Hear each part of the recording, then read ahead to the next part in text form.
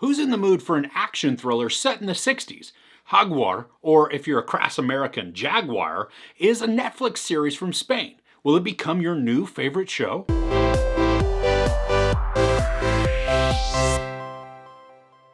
Set in Spain in the 60s, where there were hundreds of Nazis who sought refuge after World War II, a young Spanish woman who managed to survive a concentration camp is looking for the most dangerous man in Europe.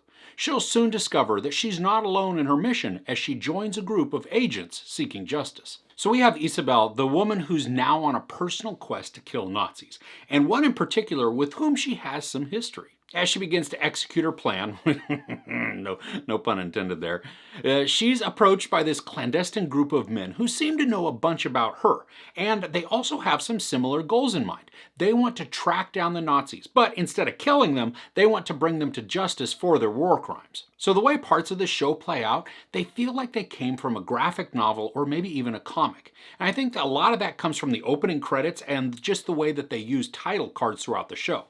They're very comic-esque, and it works to some degree. The show also has a bit of freneticness to it where a lot is happening in very short succession, usually involving a lot of high action.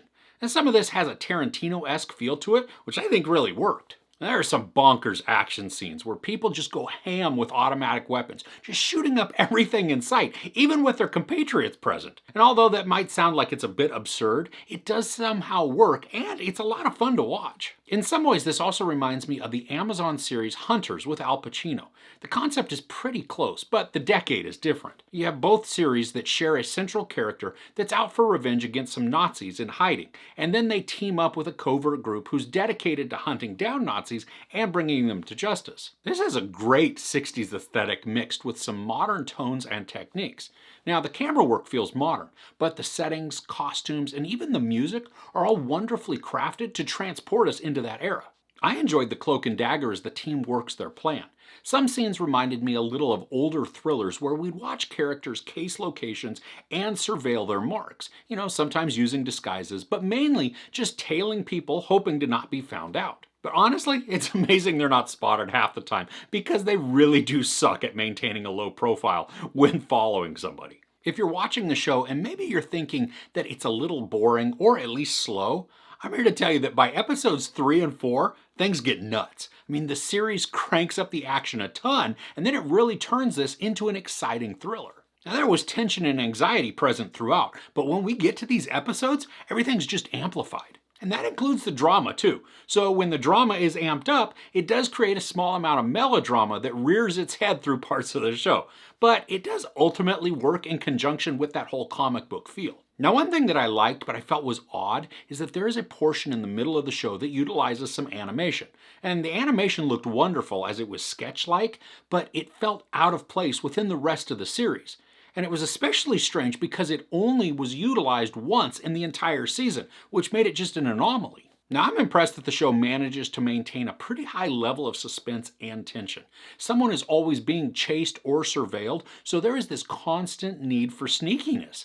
And as characters move about, the music works to then augment the anxiety and create a sense of nervousness for our players. There are some moments that also feel a bit like they were inspired by Ocean's 11 or maybe even La Casa de Papel, where we have the narration by a character explaining what's going to happen as we watch the other characters carry out all the actions of the narration. And while it can be a cliché way to accomplish certain plot points, it was effective in performing actions and explaining them without taking extra time to do both. They just did it simultaneously and then we're good to go.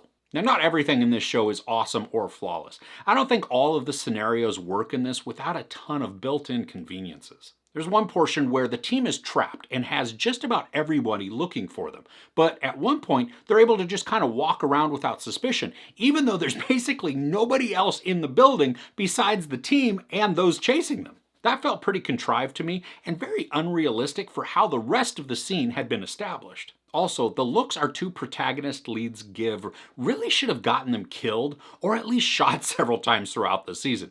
I mean, they just look so uncomfortable and suspicious in just about every exchange with those people that they're hunting. And one of the main baddies that they're chasing is very observant, and he has a heightened sense of suspicion, so it's even less realistic that they're not found out. At the end of episode 5, it feels almost like the season was coming to a close. So when episode 6 starts up, it made me wonder a bit but just about where they're going to go with it. This final episode is a little slower in pace than some of the previous episodes, but it is building out some more of the character depth. Now, I think it may have been better served to come a bit earlier in the show, but I still enjoyed diving in more with the team. And at the same time, it comes at a great time to show all of the interactions that we'd not seen before as Isabel gets to know the other members of the team, and then she really starts to connect with them, which then solidifies her place within that team. But even though this episode does slow down some, that doesn't mean that it's devoid of suspense. There are some very tense moments that play out, as well as some very emotional ones. When episode 6 ended, I was surprised that the season was over. I really did think that there were 7 or 8 episodes, so I wasn't ready for the conclusion. Now, I'm excited to see where this goes, especially because the show had unexpectedly crafted characters that I really began to sympathize and connect with. This is a pretty quick watch, with the episodes ranging from 30-something minutes to 50-ish minutes in length. And I like that they don't stick with a certain time format, but they make each episode the length it needs to be for that particular story arc. The show isn't flawless, but it is a lot of fun, especially if you're in the mood for cloak and dagger intrigue mixed with some crazy action. Overall, I enjoyed Jaguar. The characters are layered and complex, and the show, while it takes a while to give us a lot of detail on all of the players, it does fill them out nicely over the course of the season. The plot and story conveniences are a bit obvious, but they aren't a massive detriment to the story. I'm not sure how historically accurate any of this is either, but using the Nazis hiding in plain sight in Spain after World War II is an intriguing premise, and the show creates a compelling narrative around it. Like I said, I'm looking forward to another season to see how the rest of this game of cat and mouse plays out. There's no sex or nudity, some profanity, and a ton of violence, including a horse that is put down kinda cruelly. I give Jaguar 4 out of 5 couches. So what's a good revenge or even cloak and dagger type movie that you enjoy watching? Let me know in the comments below. If you enjoyed this review, please give it a like. Also, don't forget to share and subscribe. I'm Chris. This is Movies and Munchies. Thanks for couching with me.